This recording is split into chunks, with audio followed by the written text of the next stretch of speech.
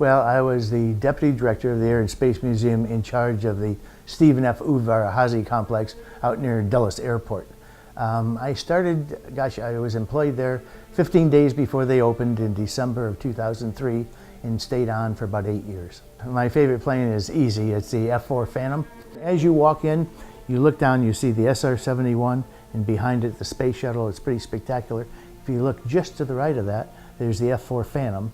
And when I was in the Marine Corps, I flew 219 combat missions in the F-4 Phantom.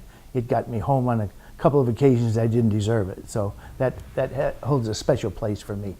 The fellow, though, whose name is on that was an old squadron mate of mine, and so we went through flight school together, so it's a special airplane.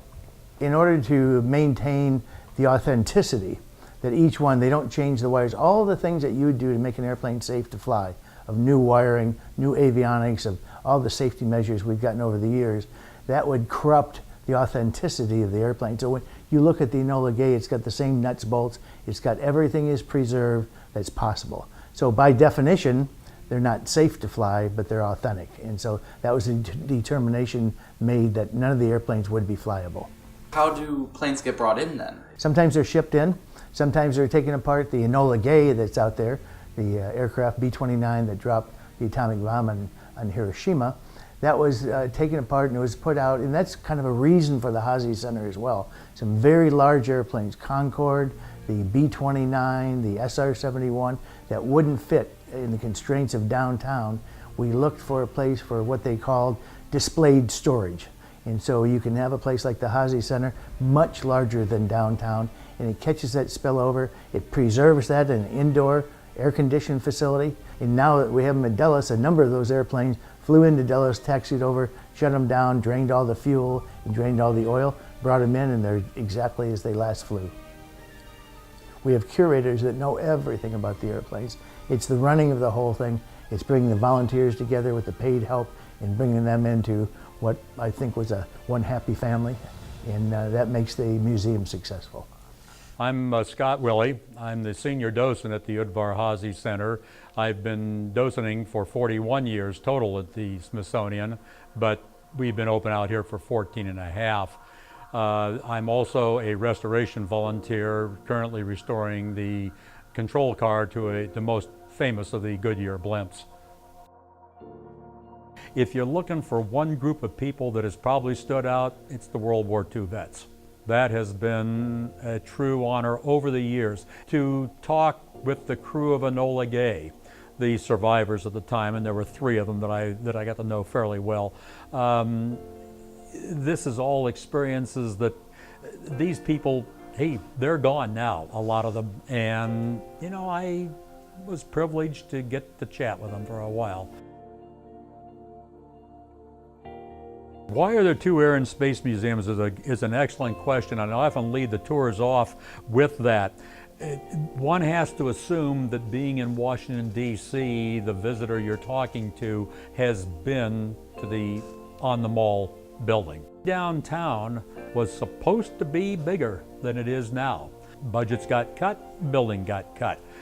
It is a fine, fine museum, but it has limitations. Very difficult where it is to move a space shuttle from Dulles Airport across the 14th Street Bridge down in Independence Avenue and then put it in a building that the main floor is also the roof of the parking garage. So you have floor loading issues, you have size issues, you just can't move things around like you can on an airport. We also have about 350 aircraft in the collection. Well, that building has aircraft, spacecraft, it has to have a restaurant, it has all the offices, the library, so space is at a premium. There have always been about 75, 80 aircraft. Wow, that's 75 out of 350. You can't put Enola Gay down there because of the floor loading and the geometric size. You can't put a space shuttle down there. You can't get them down there. It was recognized very early on needed another facility. Dulles has always been prime consideration for a second site. Therefore, the shuttle was brought in here, the SR-71 landed here, a number of aircraft landed here, hoping that someday there will be another facility.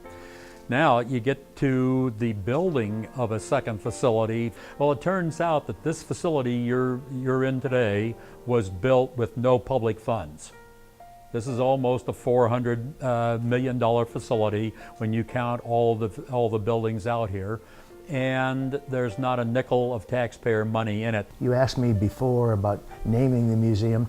The last thing you would name it is Stephen F. Udvar Hazy if you had your choice. But we're honored to have that, and I'll tell you why. Steve Hazy was there at the opening. He's a very generous person. He's an immigrant, came over from Hungary in 1956, I believe, borrowed money from his dad to buy an airplane, rented that out to other students, and now he rents, I believe, at least it's 1,000 aircraft to the airlines. So he's been very successful. He's very generous. He donated a large amount, the fundamental get off the ground guy, and did it with his own funds. And at our opening ceremony, he said, this is the only place in the world I could have done this. God bless America.